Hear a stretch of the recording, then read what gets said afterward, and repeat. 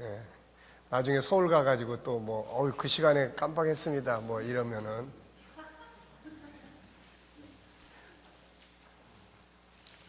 자, 4장. 자유를 추구하는 인간의 역사. 그러니까 이제 자유가 본능이니까 억압 속에서 자유하고자 하는 것이 인류 역사예요. 그게 알고 보면은. 자, 본장의 본문 말씀, 억압받는 고통에서 자유를 얻기 위한 한 여인의 처절한 몸부림을 보여주고 있고, 딸은 귀신의 억압을 받고 있고, 어머니는 그것을 보는 고통의 억압을 받고 있고, 그 가정은 이것으로 인한 괴로움의 억압을 받고 있고, 이것을 벗어버리고 자유를 누리기 위한 처절한 몸부림이 나타나고 있는데, 이게 이제 인류의 역사죠. 그러니까 그 딸은 지금 귀신에게 억압을 받는 거고, 자녀의 아픔을 보는 어머니는 또 그것으로 인한 고통의 억압을 받고 있는 거고, 그런 거죠. 그래서 그것을 자유케 하기 위해서 예수님 앞에 이제 나온 겁니다. 자, 자유를 추구하게 하는 인간의 노력, 간절한 열망, 전쟁과 혁명, 노예제도 폐지, 인권과 구제운동, 의료와 과학, 심리학 발전, 사회적 가치교육, 다양한 종교 및 기타 활동. 자유를 위한 인간의 간절한 열망이 어느 정도냐면은 시편 55편에서 시편 기자가 이렇게 이야기했습니다. 우리 한번 읽어볼까요?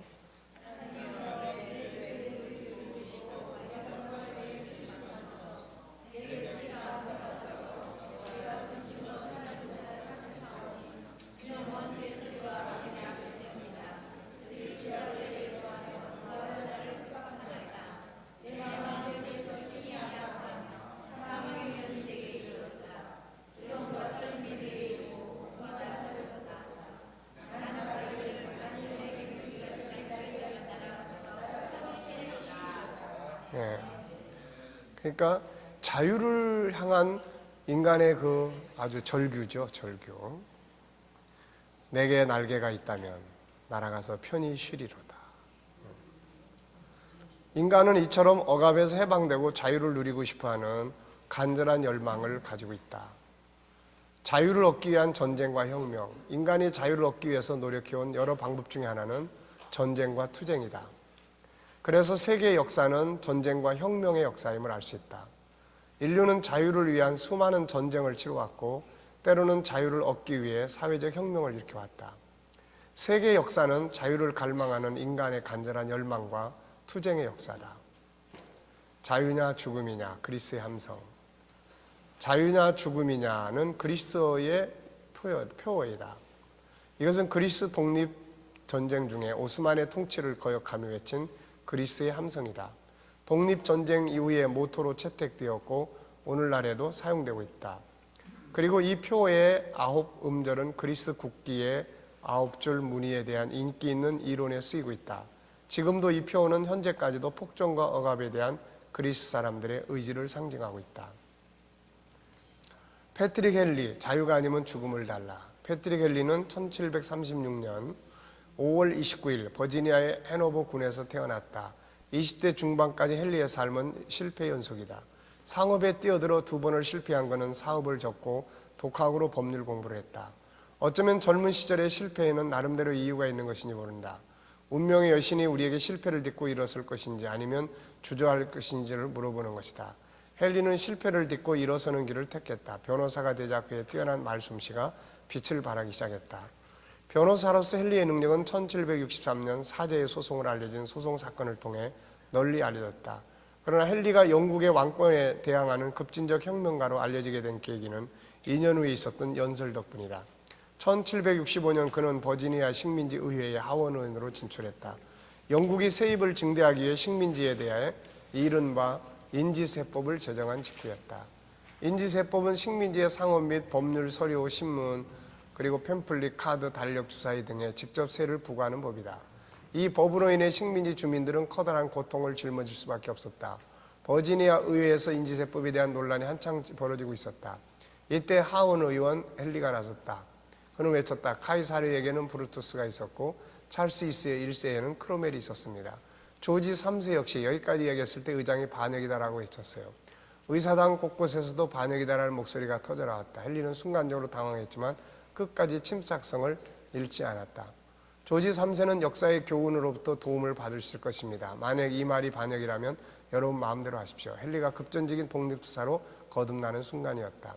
이후 헨리는 10년 동안 영국 정부와 식민 정책에 가장 강력하게 맞선 급진적 지도자로서 큰 영향을 발휘했다.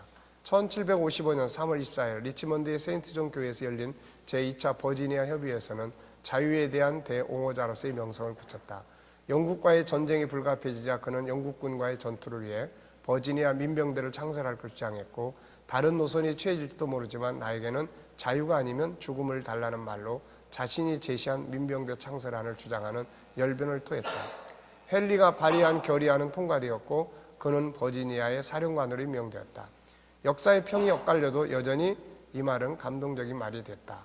자유가 아니면 죽음을 달라. 아메리카의 독립투사들이 죽음을 무릅쓰고 영국과 싸웠던 이유는 무엇일까? 영국에서 건너온 사람이 많은 만큼 그들은 고국을 배반한 사람이다. 그러나 새로운 땅에 온 이상 그들에게는 자유가 필요했다. 요컨대 아메리카 독립투사들의 싸움은 봉건적인 왕정에서 민주적인 공화정으로 가는 역사적 발전을 위한 필연적 노정이었다. 패트릭 헨리의 연설은 그 싸움의 정당성에 대한 가장 감동적인 호소였다. 1775년 3월 23일 헨리가 가슴 깊은 곳으로부터 토해냈다고 전해지는 연설문이 그가 말한 그대로라고 믿는 사람은 이제 거의 없다. 그러나 자유가 아니면 죽음을 달라는 말이 주는 교훈은 이미 헨리의 것만은 아니다. 이 말이 우리에게 감동을 주는 이유는 바로 우리의 마음이 끊임없이 자유를 외치고 있기 때문이다. 이 말은 한편으로 그 누구의 자유도 함부로 억압해서는 안 된다는 뜻이다. 자, 그러니까 중요한 말이 여기 있죠. 이 말이 우리에게 감동을 주는 이유는 우리의 마음이 끊임없이 뭘 외치고 있어요? 자유를 외치고 있기 때문이다. 네. 자, 이 같은 전쟁과 혁명은 우리나라 역시 예가 아니다. 일본 압제에 자유하기 위한 전쟁과 독립운동, 잘못된 왕권으로부터 자유하기 위한 일반 민중들의 혁명 등은 우리나라에서도 많았죠. 그 다음에 이제 인권운동입니다. 사회적 운동이죠. 자유를 위한 인간의 갈망은 여러 가지로 나타나는데 그 중 하나는 인권운동이라는 사회적 운동이다. 개인의 권리를 찾아주기 위한 노력이며 이와 함께 구제와 사회봉사들 역시 고통의 현장에서 건져내기 위한 노력들이다. 의료와 과학, 의학적 노력은 사람들을 질병에서 자유하게 하는데 많은 도움을 줬고, 과학은 많은 억압된 환경에서 자유를 얻게 만드는 도움을 주고 있다. 심리학의 발전, 특히 20세기에 들어서면서 사람들은 인간의 심리를 억압해서 자유하기 위한 많은 노력들을 기울여왔다. 사람들의 불행의 근원적 원인이 심리의 억압이라는 데 주목하기 시작한 것이다. 이 같은 노력은 많은 학문적 이해와 함께 심리 치료 방법들을 만들어냈고 사람들에게 많은 도움을 주고 있다. 사회적 가치 교육, 윤리와 도덕, 사람들은 사회적 규범을 만들어 다른 사람의 권리를 억압하지 못하도록 막아주고 있으며, 한편에서는 윤리와 도덕, 인성 등의 가치 교육을 통해서 사람들을 억압하지 않도록 교육하고 있다. 그럼에도 불구하고 오늘의 많은 사람들은 억압 속에서 고통을 받고 있다. 많은 사람들이 우울증이나 분노 조절 장애들로 인해 정신병원을 찾고 있고, 사회는 새로운 직종들이 등장하는데 심리치유센터들이다. 이런 현상들은 뭘 보여주고 있는가? 그토록 오랜 역사를 거치면서 사회 제도, 정치 제도들을 바꿔오면서 억압된 인간들을 자유롭게 만들어주고 있지만, 인간은 여전히 어떤 면에서는 더 많은 심리적 억압을 받고 있다. 그 이유는 무엇이며 해결책들은 과연 무엇이겠는가? 자, 다양한 종교 활동 및 기타 방법들, 인간을 억압에서 자유하기 위해 다양한 종교들을 만들고 힐링 캠프 등의 다양한 프로그램들을 개발하고 있다. 인간은 이런 노력들을 통해서 억압에서 자유한 역사를 나름 만들어 왔다. 그럼에도 불구하고 인간은 여전히 개인적으로, 심리적으로 가족 관계 속에서 억압받고 있으며, 이 같은 결과로 과거보다 더 많은 심리적 질병들을 가지고 살고 있다. 원인은 무엇이며 해결책은 뭔가? 자, 많은 노력에도 불구하고 완전한 자유를 얻지 못하는 이유. 첫째는 뭐예요? 인간이 죄성을 가지고 있다는 데서 아무리 인간의 노력을 해도 근본적 해결책이 안 나타나는 거예요. 이게 죄성, 물질 문명, 약육강식의 질서, 인간의 한계성, 잘못된 전통과 가치, 사회 풍습에 습관화되어 있는 부분들이죠. 자, 1번 죄성을 가진 인간. 이것은 인간이 자유하지 못하는 가장 근본적인 문제점이다. 아무리 과학과 의학이 발전해도 인간의 죄성은 여전히 인간 속에 본능적으로 자리 잡고 있다. 죄는 수많은 문제들을 가지고 옵니다. 죄를 지면 두려움, 부끄러움, 인간관계 악화되고 이 문제들은 인간을 관계적으로 두려움과 부끄러움으로 때로는 염려와 근심, 분노로 사람들을 얽어매는 억압이 되고 있다. 물질 문명, 지난날에는 칼과 창이 무기였다면 오늘날에는 돈이 무기다. 돈의 많고 적음의 인간의 가치 역시 존귀한 자와 가치 없는 자로 나눠져 버린다. 어느 경제학자가 경제 발전만의 해답은 아니다라고 한 말의 의미는 뭘까? 그리고 예수님이 사람이 떡으로만 사는 것이 아니라고 하신 말씀의 의미는 뭘까? 물질은 필요한 것이지만 그것이 답이 되어서는 안 된다. 인간의 본질은 육이 아니라 영이기 때문이다.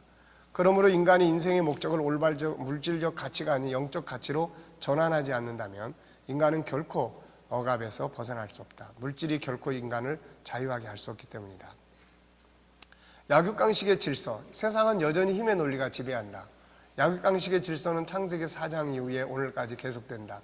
힘의 논리가 지배하는 이상 억압은 사라질 수 없다. 인간은 본래 누가 누구를 지배하고 지배받는 구조가 아니라 서로를 존귀하게 여기며 사랑과 배려의 관계 속에서 서로 소통하게 돼 있죠. 서로의 존귀한 가치를 존중히 여기면서 소통하는.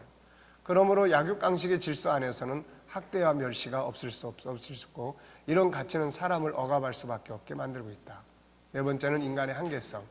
인간은 창조주가 아니라 피조물이에요. 인간의 힘만으로는 한계가 있죠. 인간은 한없이 발전하는 존재가 아니라 어느 정도 발전하면 쇠퇴해가는 존재다. 인간은 무한한 신이 아니라 한계를 가지고 있는 존재예요. 그리고 인간은 하늘의 것을 모르고 영원 세계를 모릅니다. 이 속에서 진정한 자유를 얻기는 어려워요. 인간을 마지막으로 자유하게 할 수 있는 것은 바로 영원한 삶이고 영생에 대한 소망이에요. 이걸 모르면은 결국 인간은 아무리 자유하게 해도 결국 어느 순간에 가면 미래에 다가올 죽음이라고 하는 것에 무거운 그런 억압 속에서 고통을 받는 거죠. 시편 49편 20절에 존귀하나 깨닫지 못하는 사람은 멸망하는 짐승 같다. 인간이 존귀하지만 알지 못함으로 짐승처럼 살고 있다는 것이다. 그러므로 인간의 참된 자유를 얻기 위해서는 인간을 바로 이해하는 것이 중요하다. 다섯 번째는 잘못된 전통과 가치, 이런 것들로 이루어져 있는 사회 풍습에 이게 습관화되어 있어요. 이게 잘못된 전통과 가치 이런 것들로 이루어져 있는 잘못된 사회 풍습에 익숙해진 사람들이 아무리 자유를 외치고 억압받은 상처들을 치료한다 해도 그 풍습을 그대로 유지하고 있는 한 진정한 자유를 누릴 수 없다. 세상적 가치는 사람을 자유케 하는 가치가 아니라 억압하는 가치다. 더 많이 가져야 하고 끝도 없이 높아지고 가져야 하는 가치다. 이런 가치는 사람을 자유하게 할 수 없고 오히려 더 큰 욕심에 매여 사람들을 억압하게 된다. 그래서 예수님은 이렇게 말씀하셨다. 한번 쭉 읽어볼까요?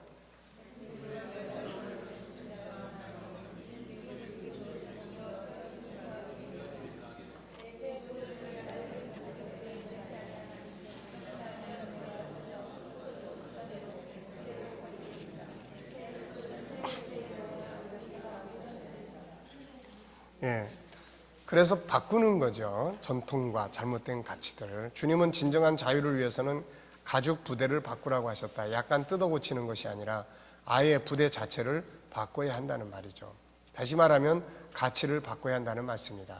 더 많이 가져야 행복한 가치가 아니라 없어도 행복한 가치로 바꿔야 인간은 억압에서 자유할 수 있다. 인간은 억압하는 소프트웨어를 작동시키고 있다.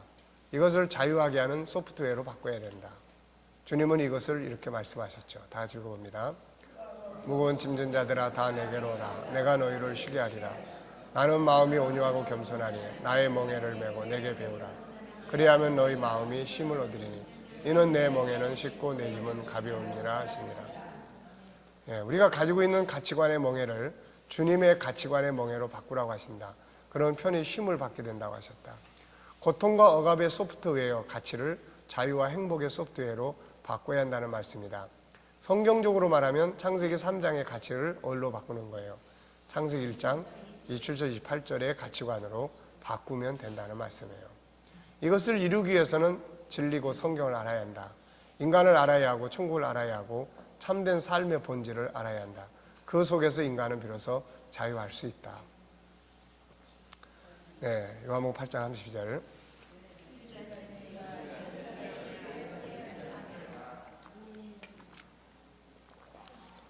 일단 억압이라고 하는 것은 방법을 찾으면 우선 자유해져요. 방법을 찾으면. 그 방법을 알려주는 가장 중요한 열쇠는 진리예요.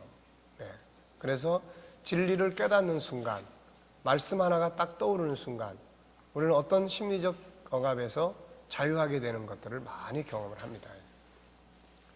자, 자유를 추구하는 인간의 노력들은 뭐죠? 우선 열망, 그 다음에 전쟁과 혁명, 인권과 구제운동, 의료와 과학, 심리학의 발전, 사회적 가치교육, 다양한 종교들. 그래도 갈수록 억압받는 이유는 뭐예요? 우리 인간의 본질이 죄성을 가지고 있기 때문에. 그 다음에 물질 문명, 그 다음에 약육강식의 질서, 그 다음에 인간의 한계성, 잘못된 전통과 가치, 사회 풍습, 이런 것들이 끊임없이 우리를 억압을 하고 있습니다. 사회에서는 이제 권리적 면에서는 자유했는데 집에 들어가니까 그 집안의 전통이 그를 꽁꽁 묶어놓고 있어요. 그러니까 이런 문제들이 참 우리가 연구하고 해결해야 될 부분들이죠. 이게 문화적 억압 이런 것들. 자, 5장으로 넘어갑니다. 이제는 회복에 대한 이야기를 쭉 진행을 합니다. 자유를 회복시키기 위해서 찾아오신 하나님, 자유 속에서 살도록 설계된 인간이 범죄함으로 자유를 잃어버리고 억압 속에서 살면서 고통을 받게 되었다. 인간은 억압 속에서는 고통을 느끼게 된다. 마치 강물 속에서 살도록 만들어진 물고기가 바닷속에 살게 되거나 육지로 올라오게 되면 고통을 느끼며 죽는 것과 같다.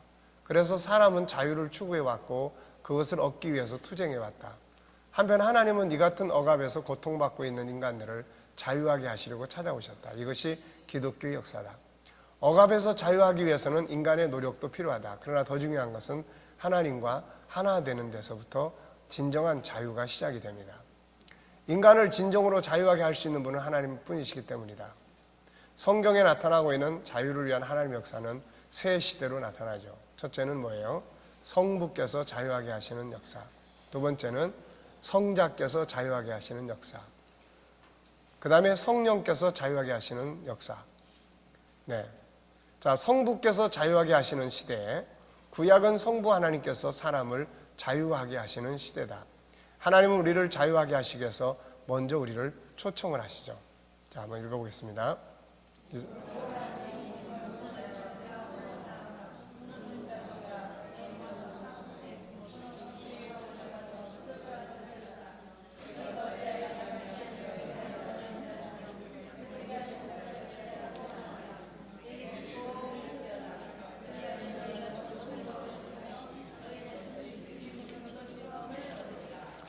우리가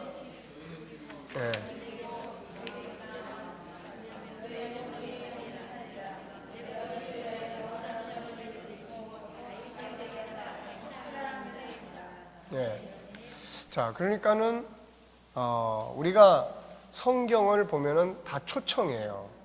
구약은 하나님 우리를 초청하는 거고, 이런 초청의 말씀이 신약에는 또 어디 나옵니까? 예수님이 초청하시는 내용.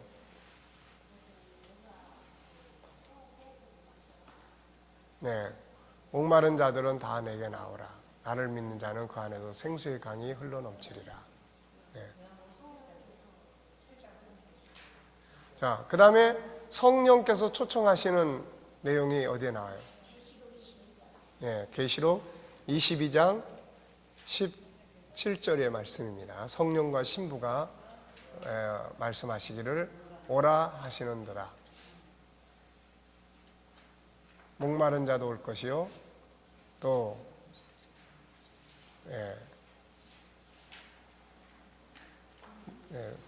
들은 자도 올 것이요, 목마른 자도 올 것이요, 원하는 자는 누구든지 생명샘물을 값없이 받으리라. 그러니까 초청입니다.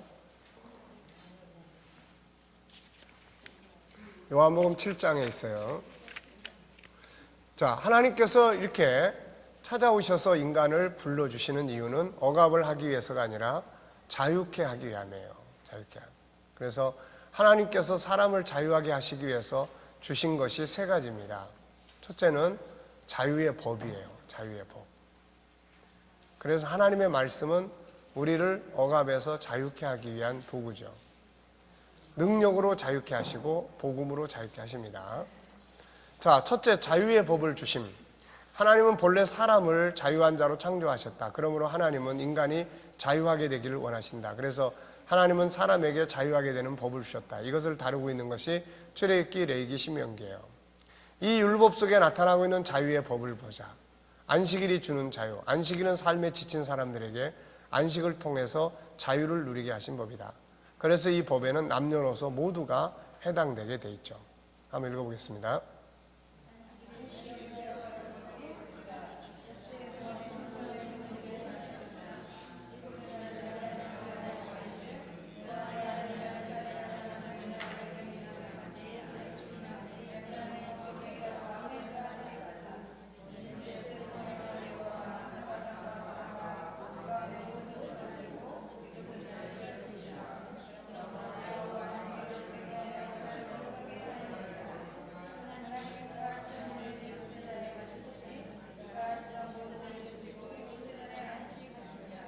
네.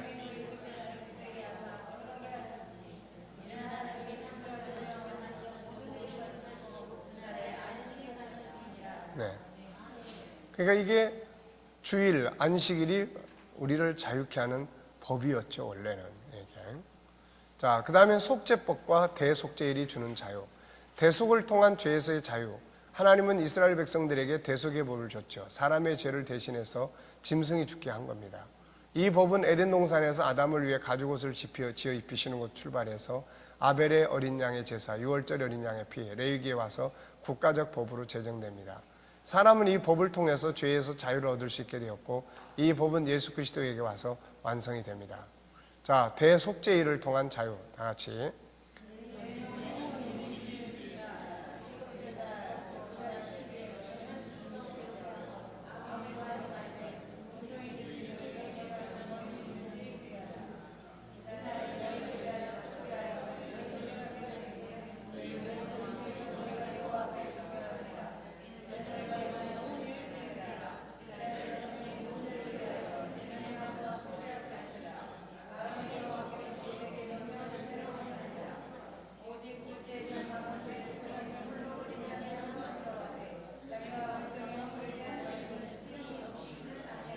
네. 그래서 속죄를 통한 자유예요. 그 다음에 희년의 자유. 네. 레위기 25장 10절.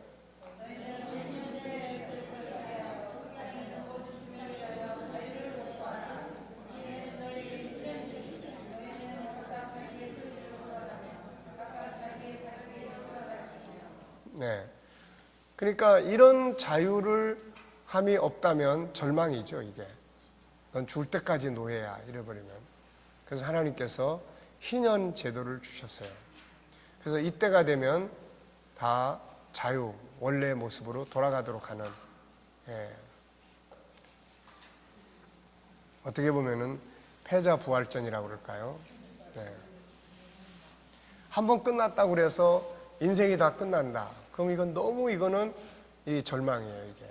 그래서 다시금 자유를 선포하라. 자유를 공포하라. 네. 기타 자유의 법.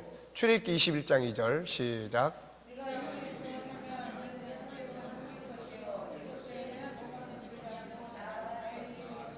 네, 그러니까 일곱째 해에는 나가서 자유인이 되라.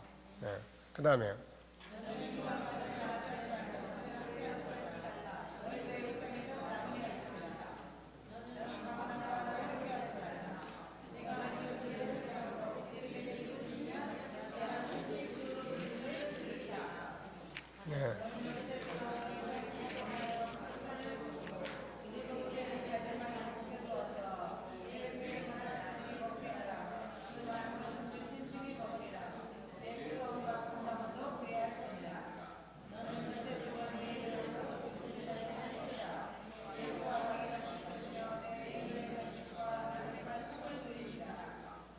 예, 이외에도 하나님이 주신 모든 말씀은 우리를 불행의 억압에서 자유하게 하여 행복한 삶을 살도록 주신 법이에요.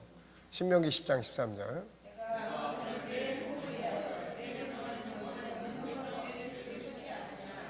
네. 그러니까 하나님의 말씀은 진리가 너희를 자유케 하리라. 하나님의 말씀은 우리를 억압하기 위해서 주어지는 게 아니라 자유하게 하는 법이에요.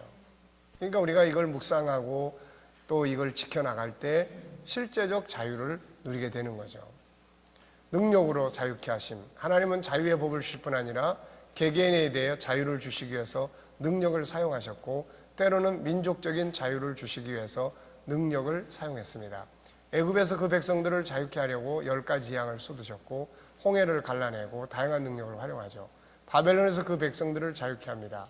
창조적 능력, 치유의 능력, 사마리아 성 밖의 문둥병자들을 사용하실 때의 능력, 하나님이 행하신 수많은 능력은 다 연구해 보면은 인간을 목마름에서 자유케 하고, 또 억눌림에서 자유케 하고, 또 두려움에서 자유케 하는 이런 답을 찾아주신 것들이에요.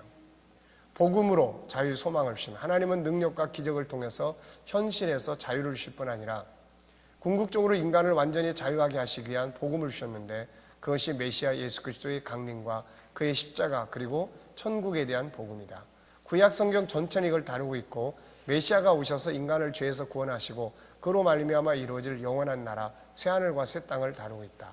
이 나라가 임할 때 인간은 완전한 자유를 누리게 될 것을 말씀하고 있죠. 자, 이사야 35장 10절.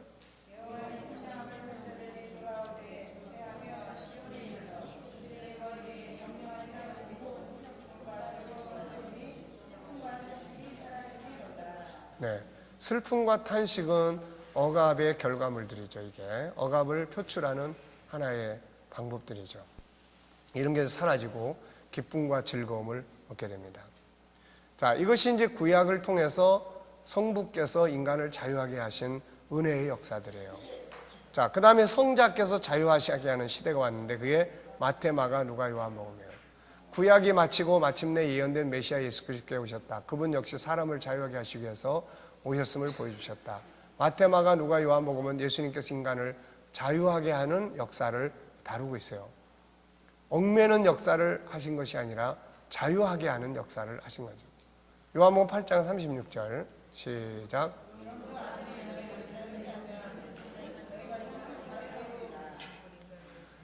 예, 아들이 너희를 자유롭게 하면 너희가 참으로 자유로우리라. 그분이 우리를 자유케 하신 역사는 5가지로 나타납니다. 예수님은 산상수훈의 말씀을 통해서 자유의 법을 주셔서 자유케 하셨고, 그 대표적인 것이 뭐예요? 산상수훈입니다. 산상수훈. 그래서 그 말씀 가운데 보면은 옛사람에게 말한 바, 살인하지 말라, 살인하는 자는 심판을 받으리라 했다는 것을 너희가 들었으나 나는 너희에게 이르노니 이렇게 해라. 또 옛사람에게 말한 바, 또 이는 이로 갚으라, 눈은 눈으로 갚으라 했던 너희가 들었으나 나는 너희에게 이르노니 모든 악한 자들을 대적하지 마라. 그러니까 어떻게 보면은 이게 묶는 법이 아니라 자유케 하는 말씀을 주고 능력으로 자유케 하죠. 그리고 잘못된 전통이나 이런 것들을, 구약의 잘못된 전통, 말씀을 가지고 산다고 하면서 이상한 전통들을 만들어 가지고 사람들을 꼼짝없이 묶어놓는 이런 것들에서 다 자유를 줘요. 그 다음에 천국 복음으로 자유케 하시고 십자가로 자유케 합니다. 인간을 자유케 하기 위한 마지막 클라이막스가 십자가 사건이죠. 예수님은 산상수훈 등의 말씀을 통해 사람들로 하여금 억압에서 자유를 누리는 법을 주셨고, 크신 능력으로 질병에서, 죽음에서, 귀신의 억눌림에서, 현재의 문제들 앞에서 사람들을 자유하게 했습니다. 그리고 잘못된 전통에서 자유하게 했고, 천국 복음을 운동을 통해서 완전한 자유 세계를 알게 하셨고, 자기의 십자가 사건을 통해서 인간을 죄의 억압에서 완전히 자유하게 하신 거죠. 자, 로마서 8장 1절 2절.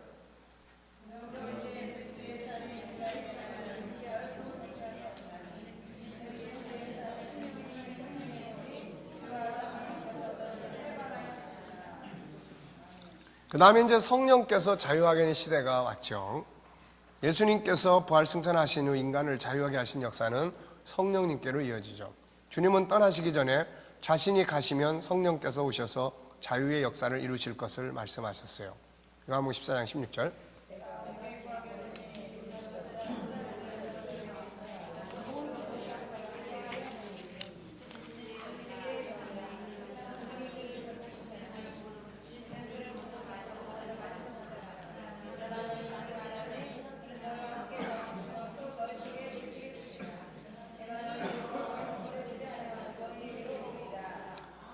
물론 어느 시대든지 성부, 성자, 성령께서 함께 일하시지만 시대적으로 구분해 본다면 예수님이 승천하신 후 사도들 시대에 오늘 우리 시대에는 성령께서 자유하게 하는 시대임을 우리가 알 수 있습니다.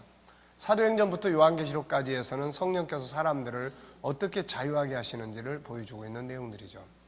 성령께서는 사람들에게 진리를 알게 하심으로 자유를 누리게 하셨고, 다양한 능력으로 질병에서 귀신들로부터 자유하게 했고, 다양한 감동으로 심리적 묶임으로부터 자유하게 했고, 천국 복음과 십자가의 복음을 알게 함으로써 두려움과 공포, 죄책감, 미래에 대한 염려와 근심에서 자유하게 했습니다. 그분은 지금도 동일하게 사람들을 자유하게 하시기 위해서 역사하고 있는 거죠. 첫째는 뭘로 합니까? 진리로. 두 번째는 능력으로. 세 번째는 다양한 감동으로. 네 번째는 천국 복음으로. 다섯 번째는 십자가를 통해서 우리에게 십자가를 깨닫게 하는 거예요. 예수님은 십자가를 지셨지만 성령께서는 십자가를 깨닫게 하는 거예요. 깨닫게. 그러니까 이런 것들을 통해서 우리에게 성령께서 자유함의 역사를 하고 있는 거죠. 그래서 우리가 성령 충만만 늘 할 수 있다면 심리 상담이고 뭐고 이런 거 다 필요 없습니다. 그거는 인간의 노력이지 뭐 성령의 역사보다 더 심리 질병을 치료하는 아주 그냥 확실한 답이 어디 있습니까? 근데 우선 안 믿는 사람들은 뭐 성령 충만이 뭔지도 모르니 그게 안 되니까 우선 상담을 통해서 방법을 통해서 기술을 통해서 해보려고 하는 거고, 그래서 이제 기독교인들이나 우리 교회 우리들이 이제 심리 상담이나 이런 걸 하면은 그래서 영적 프로그램들을 이제 짜주는 거죠. 이게 기도의 프로그램, 말씀의 프로그램 이런 걸 짜줘서 그걸 가지고 이제 은혜를 받을 수 있도록. 그래서 상담하면서도 기독교인들한테는 그런 이야기 많이 하죠. 내가 아무리 좋은 상담을 해도 성령 충만한 것보다 더 좋은 확실한 방법은 없으니까 금요 기도회 때 열심히 나와서 좀 막 열심히 부르짖고 하라고.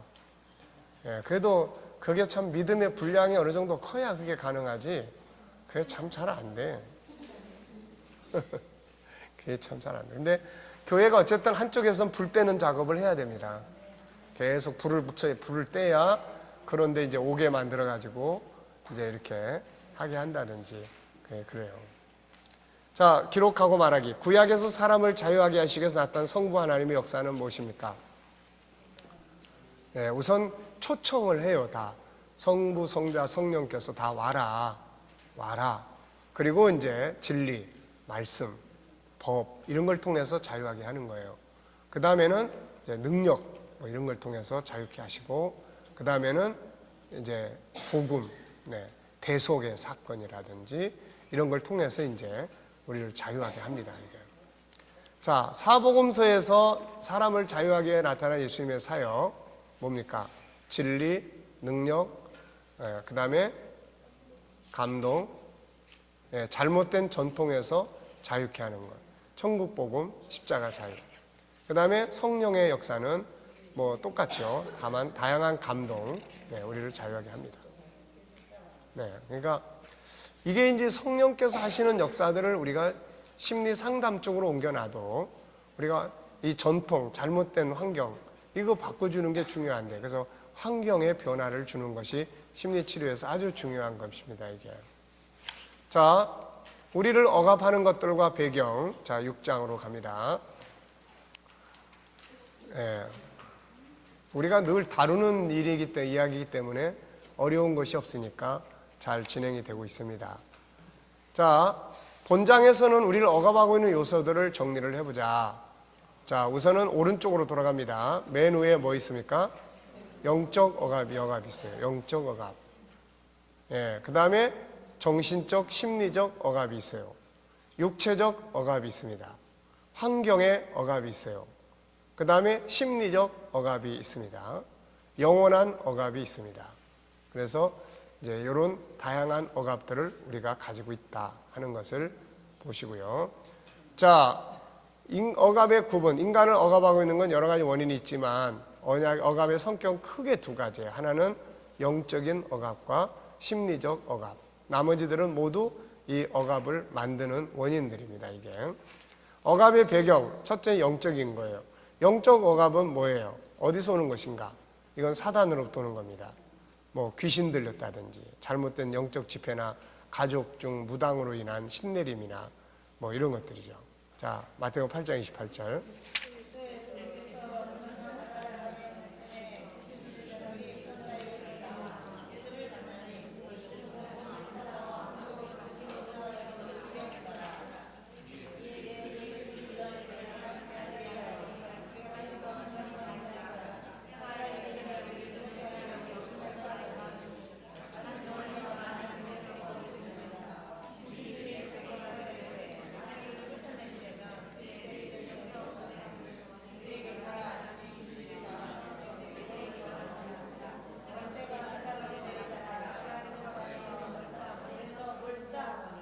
네, 아주 그냥 거기다가 힘을 확 주셨네. 자, 그 귀신 들림이죠, 이게. 귀신의 역사예요. 영적 억압이라고 하는 건 귀신의 억압입니다, 이거. 그 다음에 뭐 마약, 도박, 성적 타락, 게으름, 공포감, 두려움, 불면증, 더러움, 자살, 충동 이런 거예요. 예, 뭐 마약, 도박, 성적인 뭐 이런 거. 인간의 그런 성적 기능은 한편에서는 하나님이 주신 자연적인 기능이지만 이게 너무 병적인 사람들이 있어요. 그러니까 이런 것들은 치료받아야 될 이런 부분들이 있죠. 그래서 이것들도 병으로, 심리적 병으로 분류를 해놓고 있습니다. 자, 이런 것들이 이제 어떤 면에서는 잘못된 습관이나 잘못된 환경이나 영향을 받는데 사탄의 충동인 경우도 상당수가 많이 있어요, 이게. 네. 자, 마가복음 9장 18절부터 보세요.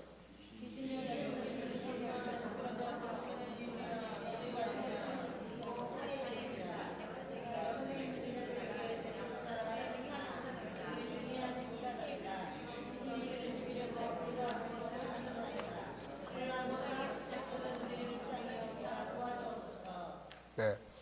우리 모든 사람들은 날 때부터 이런 영적 억압에 매여 살게 됩니다. 근데 이제 신내림과 이런 충동은 구분하셔야 돼요. 그러니까 귀신의 빙의, 귀신이 딱 들어와서 인격을 주장하는 건 이건 뭐 무조건 쫓아내야 될 영역이고, 지금 이런 경우는 영적인 기도와 함께 이거는 심리적으로 다뤄야 될 부분들이 많이 있어요. 뭐 마약, 도박, 중독. 그러면 중독 이거 무조건 귀신의 역사라고만 해서 무조건 막 기도만 해도 되는 게 아니에요. 이거는 중독 치료와 관계된, 우리 지난번에 그 훈련했던 그런 곳들이라든지, 그런 이제 이거는 따로 해서 치료를 해야 될, 거기에는 심리 치료도 들어가야 되고, 또 그런 중독을 끊을 수 있는 환경의 변화도 줘야 되고, 또 새로운 일거리를 만들어서 주기도 해야 되고, 사람은 대안이 없으면 다시 원한으로 갑니다, 항상. 그게 뭐 좋은 것이든 나쁜 것이든 대안이 없으면 항상 원한으로 가요. 그러니까 아무리 원한만 붙들고 이렇게 살면 안 돼. 그래도 그럼 어떻게 살란 말이야, 이거. 이렇게 되면은 다시 원한으로 돌아가는 거예요. 그래서 항상 우리가 대안을 만드는 것이 아주 중요합니다. 너 이런 말 쓰지 마. 알았어, 이런 말 쓰면 혼날 줄 알아. 너 이런 말 쓰면 너 망한단 말이야. 그러면 어떤 말 써야 되는데? 네, 그러니까 대안을 만들어서 주는 거예요, 대안. 그래서 우리가 G7의 특징이 뭐예요? 이 두 개 중에서 이쪽과 씨름하는 게 아니고 이쪽을 키우는 거다. 네. 자, 그래서 이런 부분들을 다룰 때 제가 오래전에 어디를 갔다 왔는데, 해외를 갔다 왔는데 이제 어느 청년, 나이 많은 노처녀 자매가 있었어요. 근데 이 자매가 한 번은 나한테 오더니, 목사님, 지금 우리 집사님들, 권사님들이 나보고 귀신 들렸다고 그러는데 내가 귀신 들린 거 맞아요? 그러는 거예요. 그래서 아니, 자네 멀쩡한데 왜 그래? 했더니 기도하면은 날 가운데 앉혀놓고 귀신 나가라고 막 기도를 하는데, 그래서 이제 그분들을 불렀습니다. 불러가지고 왜 그렇게 기도를 했냐고 했더니, 그 중에 한 분이 기도하는 가운데 그 속에 있는 뭐 뱀을 한 마리 봤어. 그래가지고 이제 이건 틀림없이 귀신 들렸다 해가지고 막 쫓아낸다고 막 그러는데, 그러니까 이제 그런 경우는 그 사람의 심리 상태를 보여주는 경우도 되기 때문에 무턱대고, 그러니까 귀신 들렸냐 안 들렸냐는 그건 충동적인 거예요. 지혜를 가지고, 우리의 생각을 가지고 사단이 계속 자극을 일으키고 우리가 방어하는 능력이 약하면 그게 우리 생각을 지배하는 이런 거지, 인격적 존재가 빙의해서 들어와 가지고 그 사람의 인격을 지배하는 게 아니에요, 이게. 그러니까 이런 걸 우리가 잘 구분을 해야 됩니다. 그러니까 이런 것들이 잘 구분이 안 되면은 그냥 그런 심리적 질병 환자들을 갖다 놓고 무조건 귀신 들렸다 그래가지고 이거 막 이제 이러면은 그 사람은 나중에 심리적 질병이 완화되는 게 아니에요. 더 악화됩니다. 왜 악화되냐면은 그 공포감이 더 합쳐지는 거예요. 나한테 귀신이 들어왔나 해가지고는 더 두려움에 더 이렇게 강화됩니다, 이게. 그러니까 실제로 그런 경우들을 제가 경험을 몇 번 했는데, 어쨌든 이런 것들은 우리가 조심해야 될 부분들이에요. 그래서 당연히 기도할 건 기도하고, 그 다음에 심리적으로 다룰 거는 심리적으로 다루고, 이런 자세가 필요합니다, 이거.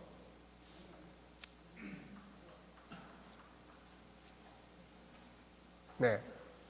자, 우리 모든 사람들은 세상에 태어날 때부터 알게 모르게 직간접적으로 사단의 영향을 받고 있죠. 그래서 에베소 2장 1절로 3절에는 우리가 다 허물로 죽었었다. 그때는 너희가 세상 풍조를 따르고 공중의 권세 잡은 자를 따라 살았다. 이렇게 이야기하죠. 사람은, 이 말은 무슨 말이냐면 종교를 떠나 살 수 없다는 이야기를 하고 있는 거예요. 그래서 모든 종교는 다 우상을 숭배하고 있고, 배후에는 사단의 역사가 있고, 공중의 권세 잡은 자가 다 있는 거예요. 그러니까 직접적인 영향을 받든 간접적인 영향을 받든 다 우리는 그렇게 살아가고 있고, 지금도 또 일부분은 우리가 자유를 얻고 구원을 받았지만은 또 타락한 본성을 가지고 사단이 자꾸 우리를 또 정죄하기도 하고 하면서 영향력을 미치고 사는 거죠. 자, 하나는 영적인 억압이에요. 그 다음에 심리적 억압. 영적인 억압과 함께 나타나는 것이 심리적인 억압이에요. 심리적 억압은 여러 가지 환경, 인간관계, 경제, 과거의 상처, 오늘의 어려움, 염려와 근심, 미래에 대한 두려움, 뭐 다양한 것들 때문에 나타나는 현상들입니다, 이게. 그래서 여기 아주 많이 써놨어요. 자, 가운데 죄부터 출발하겠습니다. 자, 우선 죄가 있어요. 죄는 잘못을 저질러 놓으면 우리의 마음을 불안하게 하고 부끄럽고 괴롭게 만들어서 평안함이 없애버리는 거예요. 평안함이. 그 다음에 우측으로 돌아갈수록 뭐 있습니까? 염려, 근심이에요, 이거. 아주 은근히 염려, 근심이 우리를 아주 그냥 억압을 하기 시작하면은 아주 고통스럽죠. 그 다음에 경제 문제예요. 경제 문제. 습관, 일단 한번 쭉 둘러보고 이제 책을 읽어보겠습니다. 그 다음에 습관이에요. 잘못된 습관. 네. 아유, 힘들어 죽겠어. 이게 잘못된 습관이 또 학습이 돼. 괜찮은데, 딴 사람이 보면 멀쩡한 환경인데 이 사람은 막 죽겠다는 거예요, 이거. 그러니까 이게 그런 습관, 중독, 생각, 과거의 상처, 관계, 비교, 언어, 목표, 열정, 환경. 예, 어떤 사람은 너무 과도한 열정을 가지고 있어요. 그래서 이 열정을 다 이루지 못했을 때 그것 때문에 막 스트레스를 무지무지하게 받습니다. 그래서 보통 우울증이라든지 이런 환자들은 그냥 인생을 대강대강 사는 사람들은 그런 거 없어요. 근데 어떤 목표 지향적, 그리고 똑똑한 사람들, 네, 완벽주의자, 막 뜨거운 열정을 품고 가다가 이게 막 잘 안 됐을 때 이런 거. 근데 성격이 덜렁덜렁한 사람은 아이 뭐 오늘만 있냐 내일도 있지 뭐 이래버리면은 괜찮은데 오늘 밤까지 이거 죽어도 해야 돼 이러는 거, 이러면 이제 문제가 되는 거예요. 네, 그러니까 이런 것들이 항상 좋은 점도 있지만 약점도 있는 거예요. 덜렁덜렁한 사람들은 또 일도 또 덜렁덜렁하니까 또 그렇죠. 그게 단점이지만 심리적 질병은 잘 안 걸려. 뭐 항상 세상을 그냥 그렇게 낙천적으로 살기 때문에 딴 사람들이 막 고민해서 죽겠다는데도 이 사람은 야, 뭐 그런 걸 가지고 걱정해. 되는 대로 살아 그냥. 네.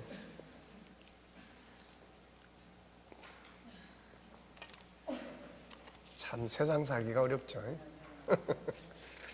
그러니 이 공부를 하다 보면은 얼마나 참 세상이 이렇게 복잡하고 그렇습니까, 이게. 그러니까 우리 목회자들이 참 이 리더십을 갖고 목사가 돼서 살아간다는 거는 진짜 대단한 사람들이에요. 목사가 돼서 산다는 거.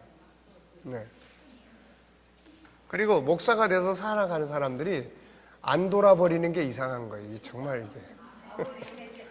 이게 하나님의 은혜로 이게 멀쩡하게 사는 거지. 네. 네. 딴 사람들은 한 가지만 가지고 고민을 해요. 근데 우리는 막 100가지 1000가지. 병원에 가면은 의사들이 꼭 그런 이야기 하죠. 의사 선생님들이, 목사님 그 스트레스 받지 마세요. 아유, 참 답답한 일이에요. 목사님이 무슨 스트레스 받습니까? 또 어떤 분은 그런 분들, 목사님 편안하게 사시는 분인데 어떻게 목사님이 스트레스 받아요?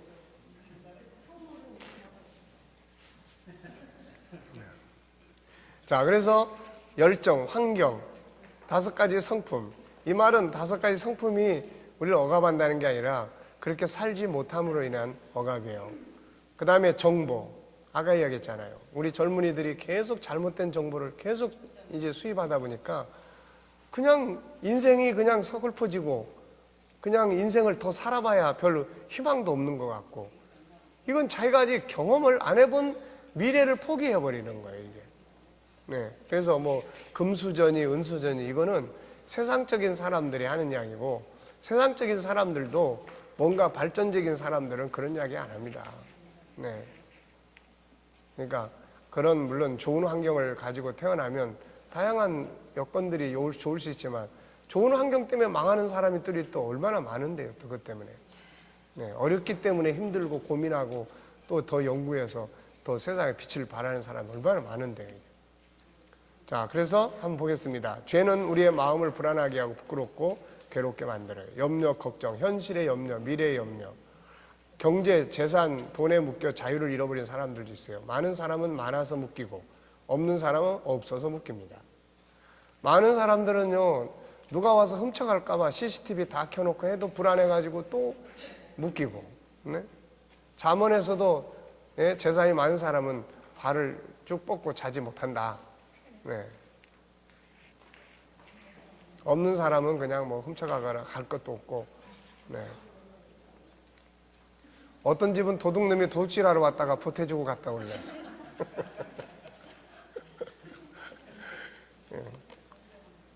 그러니까 어쨌든 참 이런 문제들이 어쩔 수 없어요.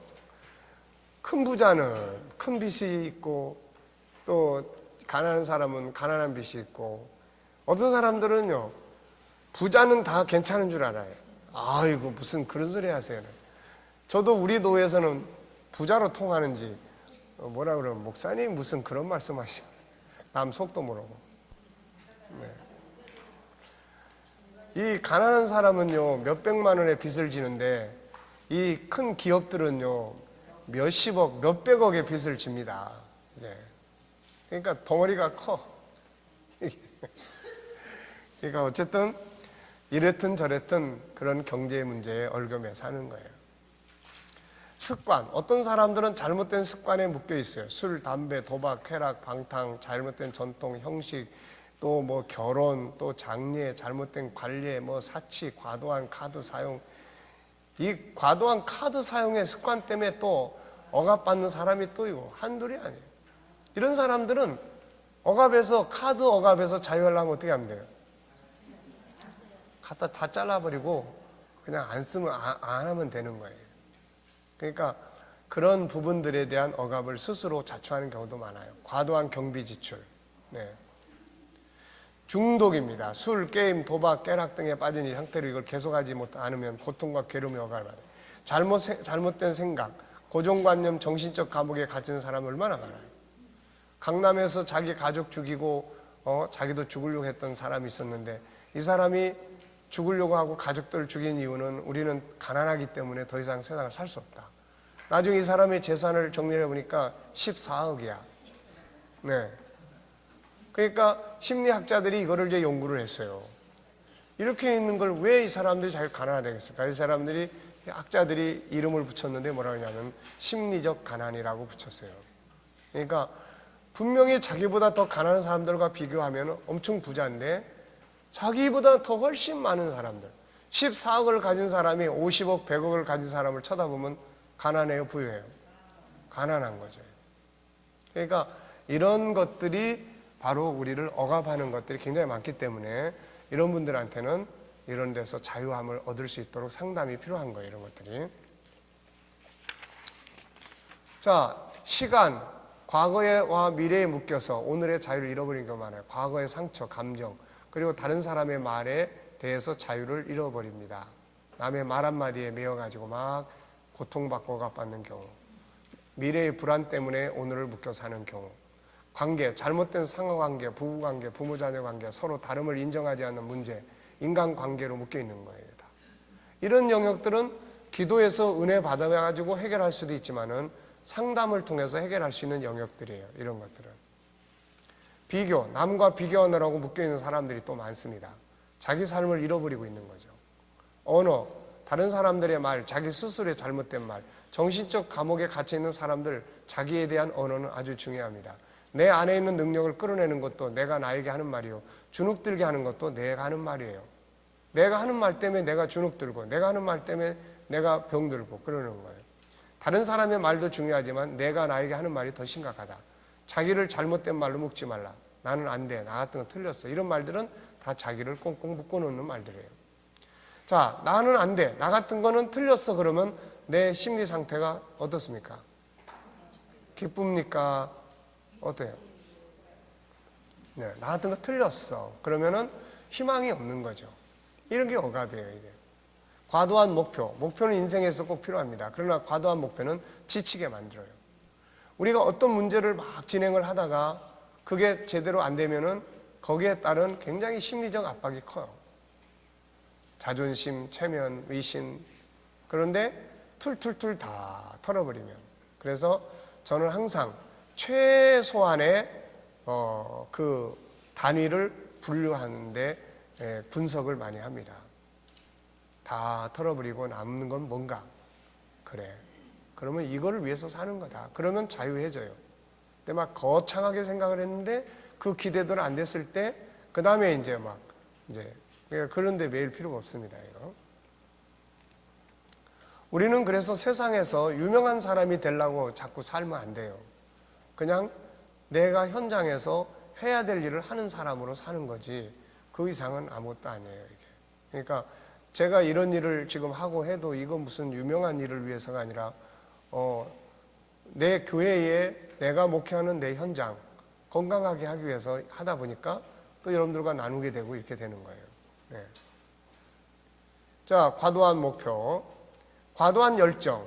네, 열정은 필요합니다. 그런데 때로는 이것 때문에 자유를 잃어버려요. 그냥 막 자기를 들들 볶아요. 네. 감당할 수 있는 선을 넘어갈 때 심장도 무리가 오게 되고 때로는 멈추게 됩니다. 그러니까 열정을 품되 그 열정이 자기에게 억압으로 다가오게 하면은 안 되는 거예요, 이거. 다양한 환경입니다. 잘못된 전통, 실패한 환경, 다양한 사회적, 가정적 환경. 그래서 우울증이라든지 어떤 이런 심리적 질병은 그래서 기회일 수도 있어요.